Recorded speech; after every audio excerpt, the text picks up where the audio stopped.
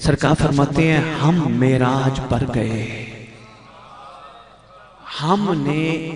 हमने एक मलक देखा। हवाला मेरे पास है। हमने एक मलक देखा जिसका 1000 हाथ था, हर हाथ में 1000 उंगलियां थी। मेराज वही बता सकता है जिसका अर्श पे राज हो। मेहरबानी।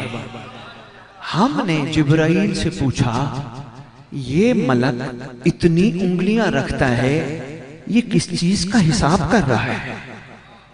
दरूद की फजीलत सुनानी है और ईदी आपके खिदमत में पेश करनी है और इजाजत। ये किस चीज का हिसाब कर रहा है?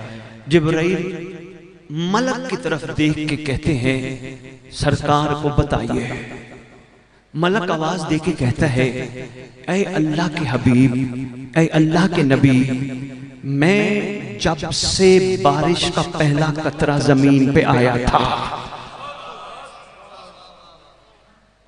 उस वक्त से जितने कतरे आसमान से बरस के पहाड़ों पे गए, जितने कतरे खुश्की पे गिरे, जितने कतरे दरियाओं समंदरों में गिरे, आज तक उन सब का हिसाब रखता हूं।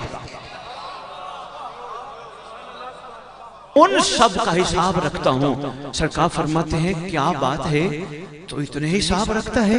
कहते सरकार, ऐ हबीब खुदा, बारिश के कतरों का हिसाब रखता हूं पर एक चीज का नहीं रखता।